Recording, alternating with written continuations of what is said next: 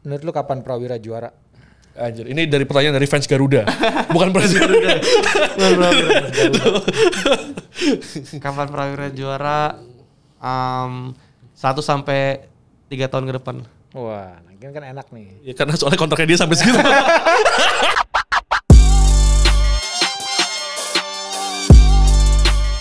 Yo, ketemu lagi di Main Basket Podcast. Bareng gua Idan. Di ujung ada Adrian Dormika. dan kita punya bintang tamu istimewa. Siapa namanya? Nama gue Yuda Saputra. Yuda Saputra dari Prawira Bandung. Masih pakai masker, mematuhi protokol Protokol IBL. Emang hebat sih IBL. Pas kita soalnya kita syuting nih Meresap protokolnya. masih dalam suasana playoff IBL. Cuman Yuda udah nggak main. Kenapa nggak main lagi? Udah kalah. Kita mulai dari situ. Gimana rasanya Yuda? Rasanya lebih ke ya sedih mah pasti ya. Sedih pasti. Cuman pertama ya sedih terus marah juga sih. Marah ke siapa? Ya marah aja, marah ke diri sendiri. Marah ke diri kayak, sendiri. aduh kenapa harusnya bisa tapi malah sayang nggak bisa. Tapi turunin dikit Jut, biar orang nggak percaya ntar. Iya. Dikit aja. Palsu. Tuh, Oh, Yuda, benar oke. kan? Udah bener ya, deal ya, skip, oke? Oke. Nggak percaya lagi. Di kesempatan ini Panggilannya Dwi. panggilnya Dwi atau Da atau salah dengar orang si Dwi gitu. Dwi CLS lagi, Gua lama panggil banget. Yuda aja. Dwi PJ. Yuda. Kesempatan ini tuh bagi kami di Main Basket ini berharga, khususnya Yuda bisa ngenalin diri. Yuda ini memulai basketnya dari mana? Kan tidak sedikit orang yang tahu ujuk-ujuk muncul gitu sebagai pemain Prawira, ujuk-ujuk muncul di Patriots gitu. Tapi sebenarnya Yuda memulainya tuh dari mana? Dari Cirebon ya kalau nggak salah gitu. Betul, dari Sok Cirebon. cerita dak. Sebenarnya kalau awal banget main basket tuh dulu SD. SD. Cuman sempat off. Kenapa Karena off? masih anak kecil kan nyobain semua olahraga kan. Oh, iya. Jadi kayak ya main sana main sini terus emang sukanya dulu lagi SD sukanya main bola. Terus pas baru suka basket tuh SMP kelas 1 itu baru mulai kayak dengar-dengar cerita dari senior gitu. Wih, main buat Kota Cirebon, main buat Jawa Barat gitu kan langsung sedikit memicu. Jadi suka banget sama basket dari kelas 1 SMP. Terus ya itu, dari situ udah mulai latihan terus, latihan sama ya kakak kelas sama anak SMA. Terus sampai ya Apa tadi YKK? Kakak kelas. Oh, kakak kelas ya, kelas. Tuh SMP mana sih, Yud? Sama mana? SMP 5 Cirebon. SMP 5 SMP Cirebon. Terus pas dari situ udah pertama kali gua main untuk Kota Cirebon tuh lagi kelas 2 SMP. Itu untuk ada kayak O2SN itu tuh pertandingan antar Jawa Barat buat Kota Cirebon di situ. Terus ya udah dari situ mulai ngerasa makin senang basket SMA juga sama, tapi enggak, sebenarnya SMA sempat hampir berhenti karena kata orang tua Berhenti sekolah atau berhenti basket? Boleh juga. Enggak berhenti sekolah kok, basket aja. Iya. Soalnya katanya kan kata mamah lagi itu, Dek, udah sampai SMA aja basketnya ya.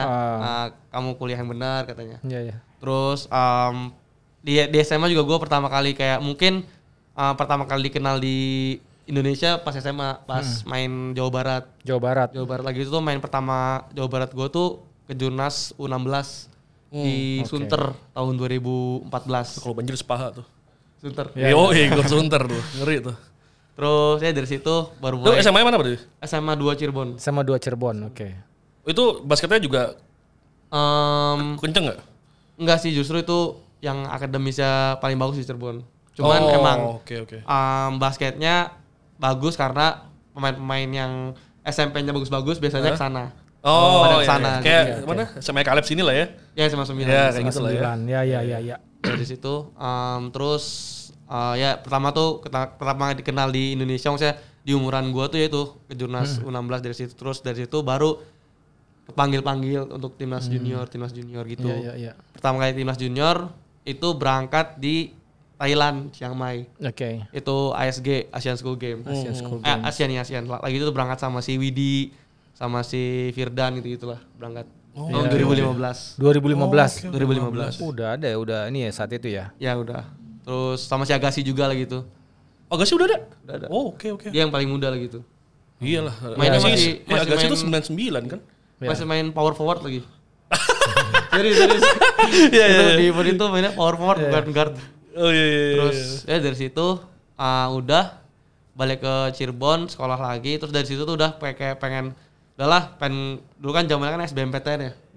Soalnya kan SNMPTN-nya tuh rapot gue tuh udah gak masuk soalnya kan sering dispen kan. Jadi kayak udah gak ada harapan lah rapot gue. Nah dari situ SBMPTN udah pengen fokus, kelas 3 tuh udah pengen fokus. Tapi pas lagi di tengah-tengah persiapan SBMPTN itu kepanggil timnas Seaba. Nah di situ tuh udah ini udah gak bener berarti udah Udah lewat lah nih pasti. udah kayaknya udah jeburan udah terlalu dalam ke basketnya gitu. Jadi ngerasanya ayo udahlah kalau gini mah udah mending cari kuliah yang beasiswa basket aja cari beasiswa. Nah dari situ udah deh baru nanti. Mas sebelumnya lu pengennya kuliah di mana? ITB. Oh Iya, ITB. Pengennya pengen Tapi kuliah. emang tetap ke Bandung ya niatnya. Ya tetap ke Bandung. Nanti Terus lah. sih emang ITB sih emang pengen ITB sih. S3 aja ntar. Amin. Terus pas nyokap tahu kayak lu kayak gitu gimana gitu? Nah iya gimana? Iya, tadi kan sempat kayak aduh gimana nih gitu. Ya sama kan pertama kali gue dapet surat gue langsung telepon nyokap kan. Gue langsung telepon nyokap. Terus yang ngasih tahu ini kepanggil jadi gimana ini? Terus kata nyokap guanya, aduh gimana deh ini mas. Terus katanya ya udahlah nggak apa-apa deh ikutin aja lu deh selama adanya ini mas. Soalnya nyokap gue tuh selalu naneminnya selama guanya senang dan hal itu baik ya udah jalanin aja katanya. Jadi ya itu di situ langsung udah mikirnya gue udahlah kalau gini mah mending lanjut basket aja dulu. Maksudnya cari kuliah basket. Nah Widi ini Kok bisa Widi sih? Gara-gara disebut Widi. Yuda ini punya karakter main yang menurut kita di main basket itu di sum up disatuin tuh jago lah gitu, jago gitu. Ya kepanggil timnas, dapat emas SEA Games ya. Emas SEA Games itu pertama dalam sejarah Indonesia, jadi hanya 12 orang di Indonesia yang muda-muda, pemuda yang bisa dapat emas SEA Games basket salah pertama. satunya anak umur 16 tahun. Yoi, siapa? Dami. Oh Dami. Dami. Damjan. Nah, siapa yang ngajarin basket waktu itu? Yang ngajarin basket. Kan ini gini, ketika kita ngelihat Yuda di panggung yang tinggi gitu di IBL gitu, kan ujuk-ujuk udah jago ya. Nah siapa yang bikin jago, siapa yang bisa ngajarin dribble kayak gitu, siapa yang ngajarin penetrasi seperti itu, siapa yang ngajarin menembak seperti itu tuh siapa dulu? Nah, ini fun fact sih. Jadi pertama kali gua main basket, si pelatih tuh langsung nanya, kamu dari klub mana? Oke. Padahal kan sedangkan itu pertama kali gua megang bola basket. Cuman katanya dribblenya udah benar, udah bagus gitu. Oke. Itu ya Born ready lah ya. agak Terus Bakat alam ini. kalau emang gue orangnya kan suka olahraga ya, suka lari-lari. Emang dari kecil suka banget lari. Jadi mungkin itu basicnya jadi kayak ada sih, jadi enak. Oke. Kalau misalnya yang buat gue kayak ini ya siapa ya? Kayaknya banyak jasa-jasa pelatih gue yang emang Di Cirebon ya? Di Cirebon. Oke. Banyak yang emang ya bisa ngebuat gue jadi kayak gini gitu. Jadi gue banyak berlatih sama pelatih banyak kan soalnya. Sebut dong, biar senang gitu. Ya dulu tuh gue lagi SMA tuh berlatih sama Bang Uta, terus Bang Vincent, terus SMA-nya sama ada Mas Embong, terus ya sama Om Livan itu juga kan ngebantu gue juga. GMC ya? GMC. Oh iya, GMC Cirebon ya, benar. GMC Cirebon. Lu mau nanya dulu nggak? Ada tambahan nggak? Gua ada sudah banyak soalnya. Asik. Enggak sih, gua pribadi yang mau cerita sedikit aja sih. Gua tahu dia tuh tadi kan kita bahas offer ya. Gue tahu dia tuh pertama kali di Kalila Indonesia Warrior. Saat itu kan persis banget kita main basket abis wawancara Dusan Ignatov kan. Pelatihnya waktu itu, pelatihnya Dusan Bulut. Dusan Ignatov. Iya, iya kan pelatihnya Dusan Bulut kan. Pelatihnya Dusan Bulut. Terus tiba-tiba Ignatov di hire sebagai pelatihnya Kalila Indonesia Warrior waktu itu. Iya. Gue pribadi waktu itu langsung datang tuh yang gua tahu ya kalau nggak salah cuma adiknya Vincent siapa? William. Terus sama saya yang gue ingat. Iya. Gue datang ke situ mau wawancara buat majalah kita. Yang gue target William. Tapi satu bukan saya kok. Saya tuh pengennya udah diambil di next selanjutnya gitu. Gue cari siapa lagi ya gitu. Tapi waktu itu yang gue wawancara adalah Bagir. Ali Bagir. Iya, gue lihat Bagir ini siapa lagi nih? Kan penampakan Arab main kuat banget gitu gue wawancara itu. Gue waktu itu belum lihat Yuda. Baru setelah itu gue dapat banyak masukan, utamanya setelah di Patriots yang Bubble tuh. Bubble tuh pada ngomong, Yuda nih. Tapi sebelumnya ITHB ya, yang lu menang sama UPH. Nah itu tuh gue langsung, wah ini kok ada guard. Dan dia kan selalu katanya dipadu ini sama Firdan ya. Sama Firdan mulu berdua katanya. Yang mereka berdua ini ada dynamic duo-nya yang akhirnya bisa ngeruntuin UPH gitu. Lalu sendiri ngelihat proses-proses 5 tuh. Itu gimana tuh? Wah kalau 5 sih menurut gue itu bener-bener jatuh dan bangun sih. Soalnya emang tahun pertama gue kalah lawan Ubaya di Liga itu main di Surabaya, kalah lawan Ubaya. Tahun berapa itu teh? Tahun 2017. Okay. Soalnya kan 2016 nggak ada 5. Terus itu pertama kali kalah, baru datang langsung lawan Ubaya kalah. Cuman lagi itu sistemnya grup ketemu semua. Nah, cuman akhirnya kita ya kalah tuh peringkat 3 jadinya. Tahun kedua lebih nyesek. Tahun kedua gak dapat apa-apa, kalah sama UPH. Sama UPH itu kalahnya di per 8 untuk final. Terus baru tahun ketiganya juara. Itu kan menurut gue sih itu mah bener-bener apa ya? Gue sih nganggapnya itu rencana Tuhan sih. Soalnya kayak bener-bener kita bener-bener dipaksa untuk menyatu lah, dipaksa untuk main bareng gitu. Soalnya ya itu awal-awal tuh kita main selama 3 tahun itu tuh nggak seenak main tahun terakhir. Tahun terakhir tuh gue ngerasa enak banget mainnya, bener-bener tim banget lah mainnya. Kalau lagi tahun kedua, tahun pertama tuh masih banyak banget yang mentingin ego masing-masing gitu. Itu gue ngerasa itu sih. Itu banyak juga yang tembusan lu yang dari ITHB juara itu banyak yang di Kepro ya? Banyak. Ada gua, Firdan, Timo, Fatur. Niko ya nggak sih? Timo ya. Timo ITHB. ya. Prawira. Kemarin cedera bukan? Cedera ya. Timo Oke. Ya ada 5 orang berarti tuh. Gua, Firdan, Timo, Fatur sama Niko. Oh, Fatur Rans ya. Rans. Oke. Nah, sekarang kita ngomong yang lebih besar ke depan gitu. Mulai dari yang sederhana dulu. Lu siapa pemain NBA favorit lu? Sekarang sih lagi Trae Young sih. Trae Young. Ya. Kenapa Trae Young? Kalau gua ngelihatnya dengan size dia yang istilahnya kalau misalnya di NBA cukup undersize banget, tapi dia bisa mendominasi lah gitu, bisa nge-outsmart lawan-lawannya lah, itu gua suka banget sih. Oke. Nah, setelah itu kamu sendiri punya keinginan sejauh mana nih di basket nih? Kan seperti saya bilang tadi sebelum ini, dalam usia yang cukup muda, relatif muda, terus juga relatif tahun pertama dan di IBL gitu, Yuda ini sudah mungkin pencapaiannya sudah jauh lebih banyak daripada umumnya orang-orang yang sudah menggeluti basket di Indonesia gitu. Udah dapat gitu emas SEA Games tuh udah kita kayak dari zaman kapan gitu akhirnya Yuda dapat. Yuda mau ngejar apa di basket? Kalau sebenarnya awal tujuan gua main pro tuh sebenarnya satu sih, cuman gua pengen tahu potensi maksimal gua segimana. Kayak gua tuh paling jagonya segimana gitu. Nah, kalau misalnya tujuan gua sekarang ya yang tadi kata Kang Idan bilang ya, maksudnya istilahnya udah dapet lah, emas udah dapet, apa udah dapet.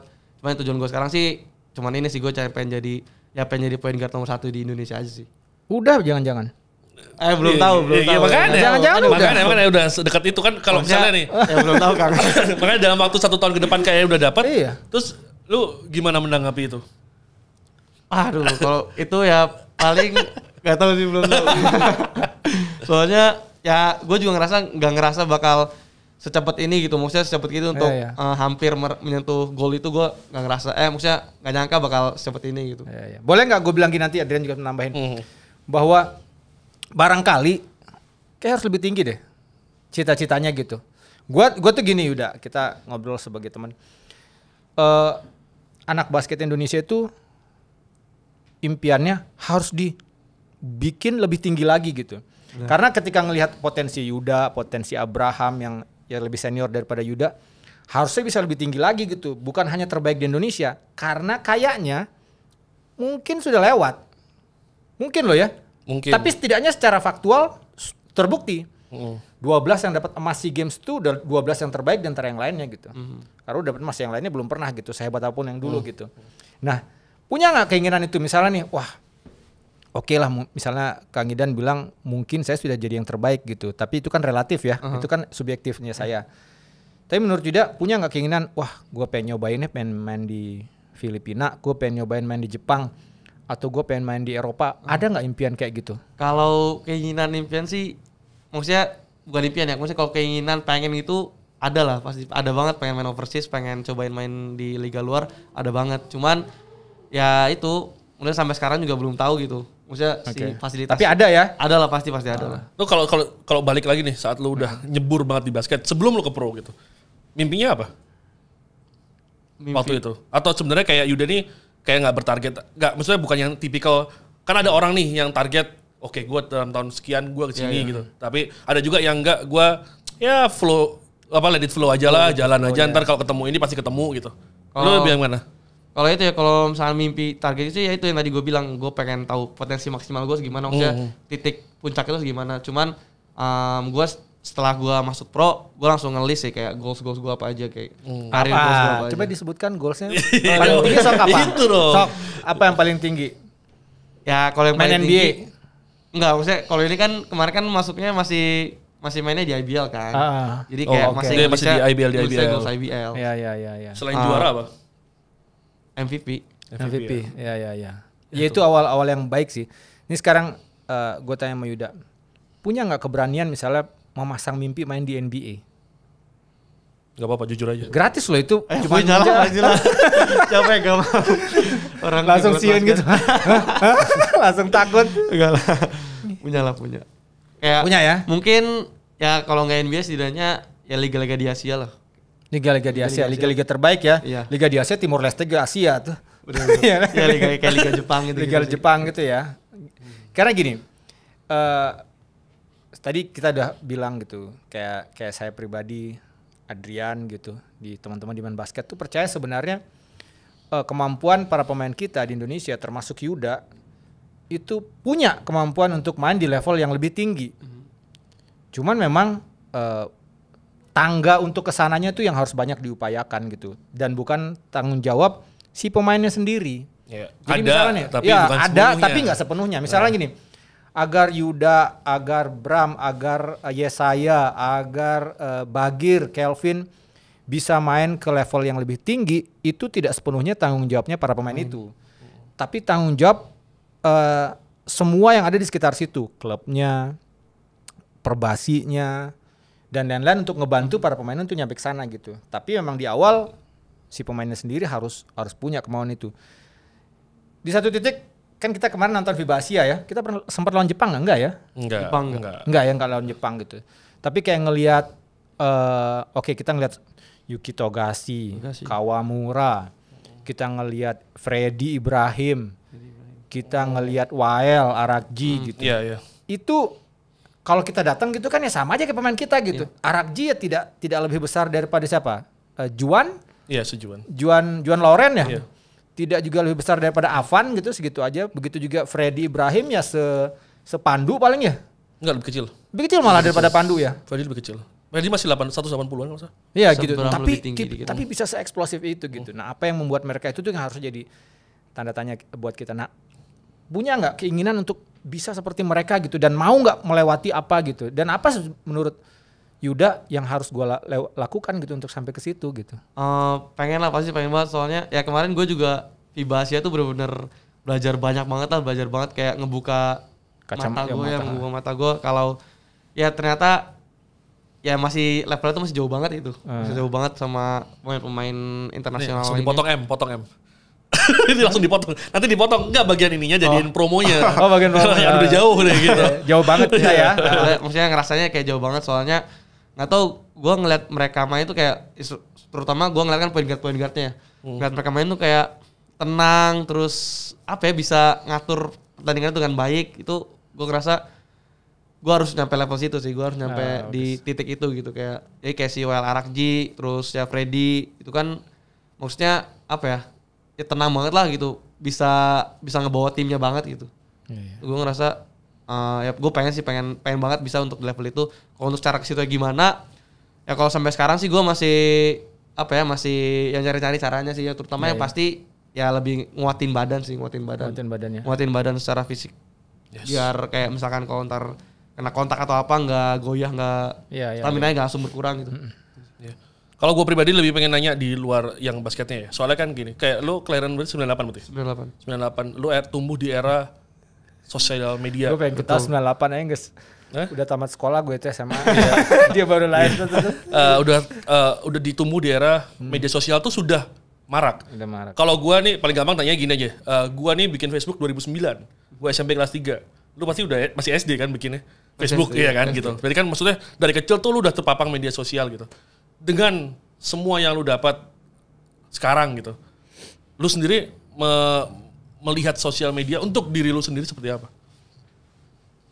Kalau sosial media ya lebih ke apa ya, itu mah lebih ke ini aja sih. Mungkin kalau misalkan soal bisa nge-improve diri kayak nge-improve skill bisa. Soalnya kayak misalkan banyak kan akun-akun yang bisa bisa belajar gitu buat belajar basket kayak akun basket banyak banget. Terus yang kedua ya kadang sosial media tuh kalau gue ngerasa jadi bumerang juga sih. Bumerang kayak kadang bikin seneng, kadang bikin sedih. Jadi ya sampai sekarang juga gue masih harus cari tahu gimana wise-nya untuk pakai sosial media sih. Kayak ya kayak kemarin kan maksudnya lagi hype kan lagi tinggi banget sih Prawira gitu-gitu. Terus ya dari situ harus tahulah mana pesan-pesan yang harus diambil, mana pesan-pesan yang ya udah dibaca terus tapi jangan terlalu dimasukin hati gitu. Sampai titik ini apa yang menurut Yuda masih harus sangat dikembangkan pada diri Yuda gitu, khususnya dalam permainan ya, dan semuanya karakter apa segala apa ada? Kalau permainan yang pasti udah dievaluasi juga sama pelatih Coach Dave sama coaching staff dari Prawira dievaluasi, dan gue juga ngerasa ya yang pasti ini sih control the game-nya sih, terus control the game pertama, terus yang kedua game of pace-nya sih, jadi gue tuh harus punya beberapa pace, nggak bisa kencang doang gitu. Supaya ya lebih deadly, lebih susah dijaga lah gitu, lebih banyak senjatanya. Kalau dari gue evaluasinya turnover lah ya. Ya itu kan masuk. Jadi kan kalau misalkan gue pace-nya bisa ngaturnya bagus kan, pasti secara tidak langsung bakal melimit kan turnover. Soalnya kan turnover gue kan rata-rata yang gue out of control, jadi kayak gue meliar tiba-tiba turnover gitu. Ada 4 per game? Ada ya? Playoff kemarin. Enggak kalau playoff kayaknya. Playoff kemarin tuh ya sekitar 2-3. Iya. Gini, gue tuh lihat ya, kayak pemain seperti Yuda tuh punya potensi. Gue kalau ngeliat pemain-pemain yang ball handler di NBA gitu, yang misalnya Chris Paul atau misalnya juga ya pencetak poin yang hebat, misalnya Damian Lillard gitu. Ketika mereka bawa bola itu tidak melulu harus kenceng. Ya itu. Tenang banget. Dan ketika dia tenang, bukan berarti lawan itu dengan mudah ngejar dia gitu. Dia tenang pun lawan nggak berani gitu. Tapi ada satu waktu mereka tahu kapan harus kebut, kapan harus pelan gitu. Tapi juga sangat efektif dan sangat berbahaya, orang tahu gitu. Nah, kayak tadi Yuda bilang Coach Dave, mungkin Coach Donda juga gitu, ada pace-nya harus diatur, control the game gitu. Gue tuh pengen bilang sih, ini juga mungkin juga ini bukan pertanyaan tapi juga encourage buat teman-teman di Prawira atau kepelatihannya, bahwa seperti yang kita bilang tadi, itu tuh bukan sepenuhnya tanggung jawabnya Yuda untuk menjadi pemain yang dia inginkan. Tapi bagaimana pelatih kemudian manajemen khususnya Prawira adalah membawakan satu paket pelatihan atau apa untuk membentuk Yuda seperti itu gitu. Benar. Berani nggak Yuda ngomong itu? Ya ajarin dong gimana gitu. Berani lah. Soalnya kemarin itu juga udah ngomong sama manajemen Prawira bahwa harus datengin pelatih teknis. Pelatih individu. Ya gitu. Iya. Karena di NBA itu tahun depan lu harus lebih bagus daripada tahun sebelumnya. Tahun berikutnya lebih baik lagi. Apa yang dilakukan? Ya latihan intensif di off season gitu. Jadi gimana menurut Yuda pandangan kita kayak gitu? Ya benar. Oh benar, berarti tuh datengin pelatih. cuman ya ya kan balik lagi kayak Kang Ida juga bilang tadi kan harus dari pemainnya dulu kan, harus dari anaknya dulu. Iya. Terus ya emang gue ya itu sih gue pengen banget, ya itu yang tadi bilang pengen banget di level si Wael Arakji itu kayak tenang banget gitu, pengen banget. Iya. Sama bisa ganti pace-nya dengan gampang lah, kayak dari kenceng terus tiba-tiba pelan terus tiba-tiba kenceng lagi. Soalnya ya itu pelatih gue bilang, katanya Coach Dewi itu bilang gue tuh ya salah satu yang tercepat lah di liga, jadi kalau misalkan gue bisa makainya dengan baik ya pasti bakalan berdampak baik banget buat tim katanya. Ya karena di kita tuh kadang-kadang begini, begitu pemain mencoba pelan dikejar sama yang lawannya gitu, dan si pemainnya malah langsung panik, langsung dioper gitu. Itu kan yang terjadi gitu kan kalau di kita ya. Langsung dioper ke sana kemari gitu. Soalnya sebenarnya ya kalau gua nggak yang cek statistik silakan, tapi gua pribadi belum ngecek, tapi sebenarnya kalau gua lihat rata-rata dia secara akurasi sangat fine.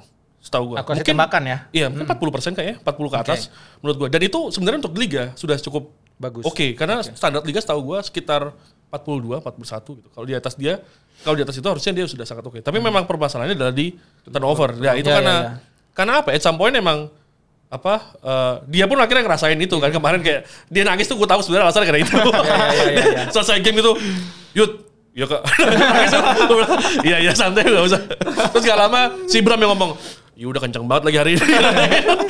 Karena dia kan sukanya dia tuh drive masuk ke dalam gitu. Terus dia kick out itu bola udah mati. Itu kan jadi masalah kan dia bola udah mati kan udah selesai tuh.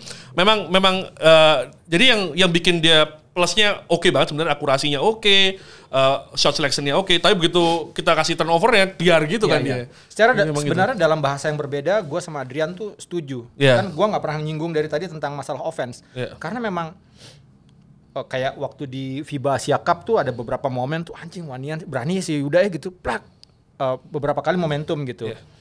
Walaupun kemudian hanya menang lawan Arab Saudi ya, itu momentum gitu masuk gitu. Jadi buat gue sih sudah ada di situ dan tipikal itu tuh adalah tipikal yang juga menempel pada pemain-pemain Asia yang kita sebutkan tadi gitu. Bahkan termasuk kayak misalnya Filipina belum kita sebut Kiefer, Terdi gitu. Jadi ya memang cuman ya balik lagi turnover, kalau bahasanya Adrian turnover, bahasa gue adalah mengendalikan permainan gitu. Kayak Yuki kan ya, kayak Yuki itu kan sebenarnya orang-orang ngomong cuma dia paling lebih pendek dari dia lagi. Yuki itu 168. 168 dia 173. Lebih sedikit. Jadi waktu kita lihat one on one untuk lawan musuh, dia berani 3 point, kapan dia 3 point, kapan dia ini, itu tuh ngeri sih. Maksudnya gue pernah nanya sama Juan Gomez Diliano ya. John Gomez Diliano. Dia kan seneng banget pick and roll. Dan hampir mungkin semua passingnya itu bounce. Gue nanyain apa yang lu lihat gitu. Apa yang lu lihat dari defendernya. Dan menariknya adalah dia bisa jelasin itu. Jadi kayak gue dari posisi sudah roll nih. Gue lihat rollman gue udah roll. Gue lihat defendernya yang bawah badannya kayak apa. Kalau dia buka begini, jadi gue nggak bisa passing bounce pass. Gue lob. Kalau dia maju gue passingnya lob juga. Kalau dia agak agresif gue gini. Dia 2 hari mikir itu baru passing. Iya gue kayak wah gitu ya. Dan itu gue tanya ke Wild Arakci juga. Jadi saat pick and roll apa yang lu lihat? Kapan lu ngelakuin? Kan dia sering banget seal kan. Dari begitu habis roll dia seal lagi kan. Musuh di belakang dia trail gitu. Itu dia gitu ya. Dia lihat apa defendernya ininya gitu. Lu sendiri pernah gak sih dapat pelatihan seperti itu? Untuk sampai sekarang belum yang sejauh itu sih. Cuman baru dilihatnya paling jauh tuh lihat si defender yang rollnya. Pertama itu sama lihat yang defender tag-nya. Itu dapetnya di titik mana? Timnas kemarin. Berarti diajarin khusus sama si Coach Ahang dikasih tahu. Coach Ahang. Oke. Kasih. Iya. Iya. Gue kayak soalnya apa ya? Di poin itu ya, lu lihat seorang pemain nih yang udah capek training ya. Arakji tuh ngomong gini ke gue, bro udah kayak jangan nanya lagi gitu. Gue bilang, bro penting satu kali. Gue nanya itu gitu.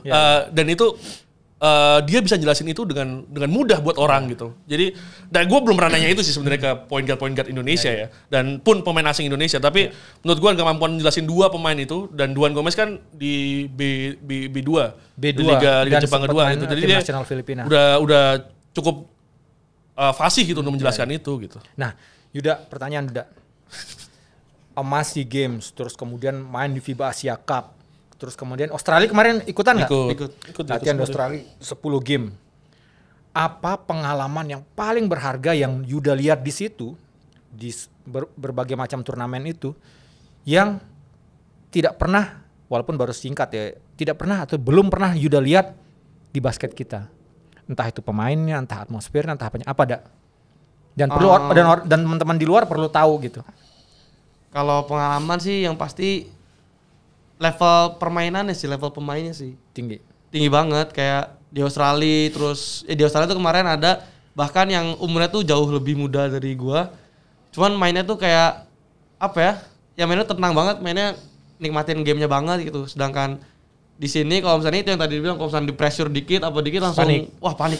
Nah itu yang menurut gua yang cukup ngebedain level kita, maksudnya level gua sama yang di level internasional, level luar itu sih.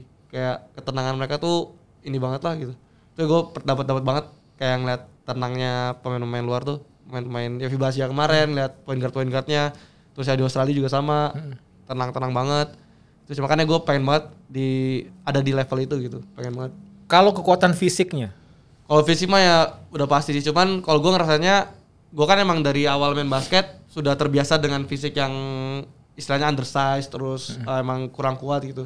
Gue udah terbiasa, cuman jadi gue nggak begitu gimana sih, soalnya ya tapi ya penting banget juga sih fisik. maksud gue tuh begini, gak ada dengan kondisi fisik orang-orang Indonesia, pemain-pemain Indonesia pada saat ini, menurut lu bisa nggak berkompetisi, compete sama orang-orang asing? Karena gini, gue kadang-kadang waktu playoff aja ya, playoff gue lihat beberapa pemain point guard kita beradu sesama point guard tuh bisa mental gitu.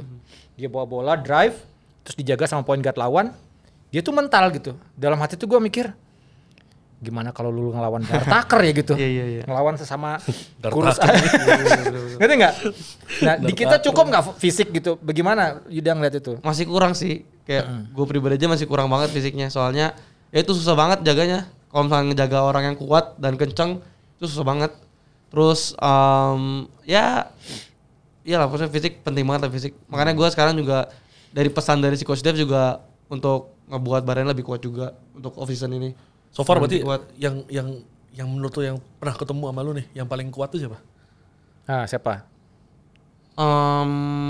Ini Wah gila sih ini gitu.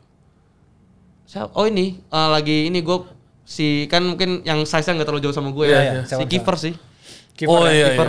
Maksudnya dia kencang terus kuat. Sekuat apa kiper? Karena kan orang Iya susah membayangkan gini, ya. kadang-kadang gini, ada lu nonton di layar, kemudian ada lu nonton di lapangan, ada kemudian lu main di lapangan gitu. Nah kan Iya. Yuda nih main di lapangan gitu, merasakan. Kita nonton di TV atau di monitor itu feelingnya tuh berbeda ketika kita nonton di lapangan. Bener. Nah, Pun sekarang dengan main. beda lagi Apalagi dengan dengan main main gitu. gitu. Karena kalau kita nonton di lapangan tuh anjir ya bisa kuat gitu. Iya. Disikat sama lawan tuh nggak geser. Ketika dia maju bawa bola tuh yang datang tuh nggak bisa dorong dia. Padahal dia sambil bawa bola gitu. Sekuat apa Kiefer gitu? Kalau sekuat apa sih mungkin ya nggak kuat-kuat banget. Cuman kalau gue ngerasa pas kemarin ngejaga pas si games itu tuh kayak bener-bener susah banget lah. Soalnya Oke.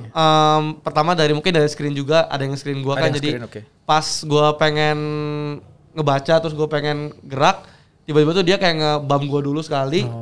Terus dianya langsung lewatin. Nah itu ketinggalannya tuh jauh banget. Nah gitu gue Iya. kayak apa ya?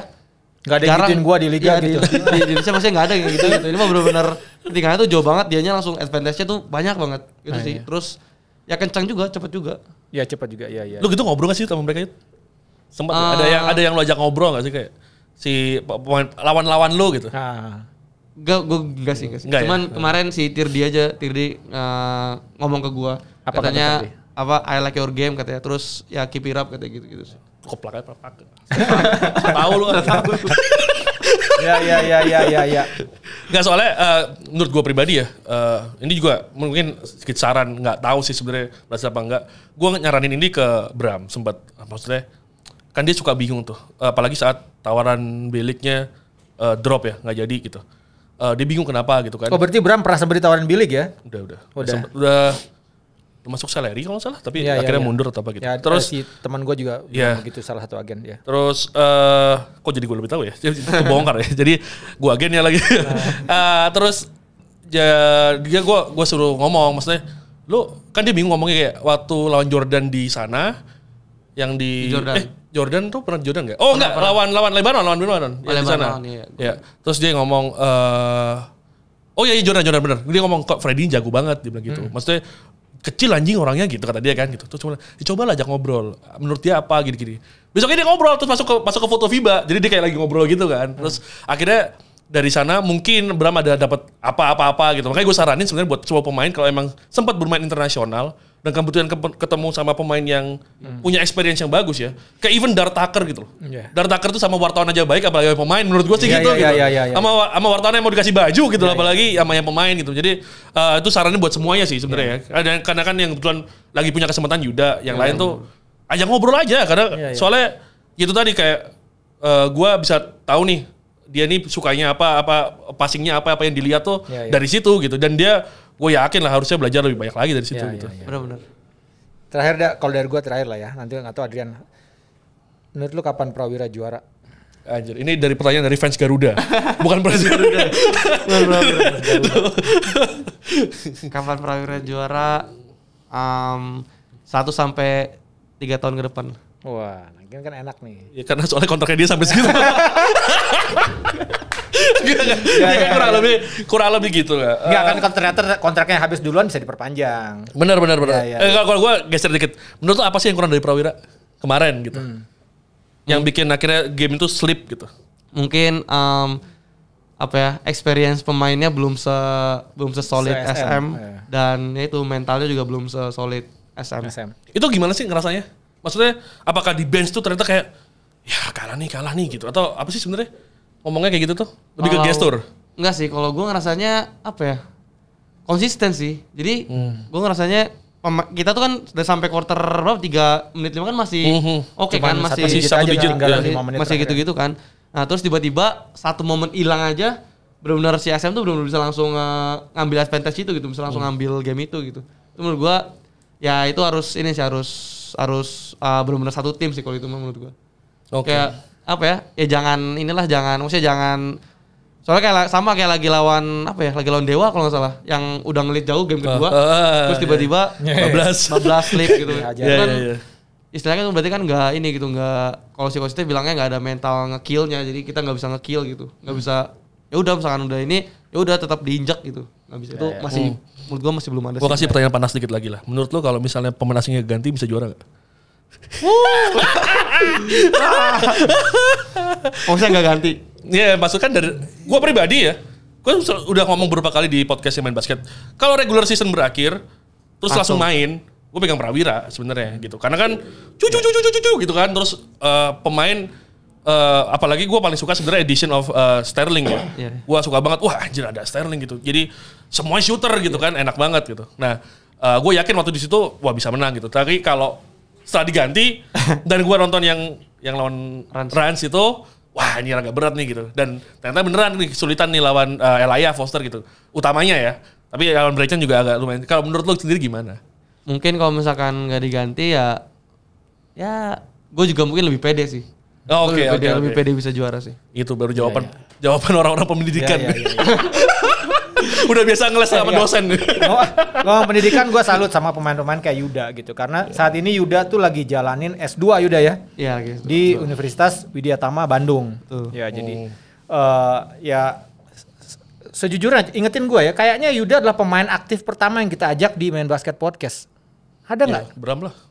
Oh iya Bram. Bram kapan? Kok Bram lagi airport? Pas abis di airport itu. Oh iya ding. Kalau yang live, iya karena kan. Iya Bram ya. Ya kan kita mulai podcast ini kan saat pandemi. Beberapa tuh juga. Lebih banyak pemain pelatih. Yang sudah pensiun. Ya dan pelatih paling sering lebih sering pelatih. Oh yang ngomong pelatih juga. Lu ngerasain banyak pelatih, banyak asing juga bahkan gitu. So far yang menurut lu yang membawa sesuatu yang sangat baru buat lu apa? Siapa dan apa itu? Setiap pelatih menurut gue pasti dapat sesuatu dari pelatih itu, setiap pelatih. Cuman yang benar-benar ngerubah pola pikir gue, ngerubah ini on and off the court ya, maksudnya di dalam lapangan dan di luar lapangan, yang benar-benar ngerubah pelatih kampus gue sih, Koriki ITHB. Ada di episode nggak tahu nanti. Nggak tahu itu tayang duluan atau ditayang duluan? Mana nggak tahu gitu. Koriki sih gue ngerasanya gue benar-benar berubah banget lah secara person setelah dilatih sama dia, dan gue juga masuk ITHB itu karena dia gitu, maksudnya karena gue pengen dilatih dia. Oh, oke. Apa bedanya dia dengan pelatih lain? Treatmentnya ke pemain atau gimana sih? Kalau gue ngelihatnya dia tuh orangnya kan enak diajak ngobrol gitu, kayak dia selalu ngasih pemain itu kesempatan untuk ngasih feedback ke dia. Pertama itu, terus yang kedua dia orangnya ini banget, orangnya kayak jujur banget lah gitu. Kayak pertama jujur, terus orangnya rapih banget, bersih banget. Jadi ya gue ngerasa kalau sama dia pasti gue berada di jalan yang benar lah gitu. Amin. Wah. Berarti harus diambil Prawira. Gak tahu. Oke, sip. Ada lagi Adrian? Ya selain ini ya, maksudnya tadi secara Prawira sendiri gitu. Sekarang kan bisa dibilang udah shifting nih ya, grup Prastawa dan kawan-kawan angkatan 90 early 90. Kelahiran. Ya, early 90. Geser ke mid sampai late 90s lah sekarang kan yang ada di tim gitu. selain mempertahankan emas SEA Games kan pasti itu sekarang jadi goal utama dan itu kan tahun depan ya? Tahun depan gitu. Yuda itu bisa ngelihat dengan squad ini gitu. Dan squad ini tuh kita bisa sampai mana sih gitu. Angkat dulu. Gak bawa santai. Kita tuh bisa sampai mana sih Yud? Squad yang mana nih yang kemarin? Ya kemarin dan mungkin junior gitu yang mungkin Yuda kan berarti kan sekarang kan bisa dibilang Bram aja sekarang tahun ini 27 gitu kan. Jadi masa-masanya bisa dibilang Bram adalah leadernya for the next generation gitu. Dan ada Yuda juga di situ, Widi dan generasi di bawahnya gitu. Menurut Yuda dengan ini gitu apa sih target yang realistis kita selain masih games gitu? Target realistisnya selain masih games kalau misalnya masih games udah pasti maksudnya itu udah pasti harus jadi patokan jadi sekarang kita kan udah itu kan patokannya gitu. Ya ini sih paling ya. Jadi ya bisa inilah di Asia. Di Asia bisa di ya top 8 top 10 lah harusnya. Oke. Kemarin kita top berapa sih? Top banyak. 12 ya? Oh 12 ya, kemarin 12 lah. Kalau di FIBA Asia ya? Iya FIBA Asia. 12 ya. Oke. Berarti kepengennya di Asia dulu ya, pelan-pelan lah ya. Gitu. Asia ya, soalnya ya itulah. Maksudnya di Asia juga kan levelnya masih tinggi juga kan di Asia juga bagus juga. Terus satu lagi deh Yud. Sedikit kalau menurut gue ini nggak bakal kontroversial lah ya. Di liga kan ada aturan masalah tinggi badan pemain asing yang 2 meter gitu. Terus Yuda kemarin ketemu yang Zoci bahkan, ya kan, 7'3", 7'2" gitu, Ton Maker bahkan gitu. Menurut Yuda better dikasih tetap aturan 2 meter atau nggak usah lah gitu, udah bebas aja siapa aja gitu main gitu. Mungkin lebih enak bebas ya. Lebih enak bebas soalnya kan misalkan gak cuma satu tim yang punya 2 meter, pasti yang ada lawannya kan. Nah terus juga kita jadi guard-guardnya tuh bisa belajar juga gitu, bisa belajar ngelawan orang-orang yang tingginya di atas 2 meter kayak harus ngapain kalau ketemu dia gitu. Mungkin harusnya sih nggak apa-apa sih. Oke sip. Ya sip. Itu paling dari kita main basket podcast hari ini sama Yuda. Makasih pisan Da. Makasih itu. Jadi kita berharap yang terbaik buat Yuda karena kenapa Yuda kita ajak ke sini juga karena kita melihat potensi yang cerah gitu pada Yuda dan teman-teman basket kita lain baik di Prawira maupun tim nasional Indonesia. Sip. Yuda, terima kasih banyak teman-teman. Terima kasih yang udah nonton. Jangan lupa subscribe. Itu sebenarnya bagiannya Dimas, tapi Dimas nggak datang. Sampai jumpa. Bye.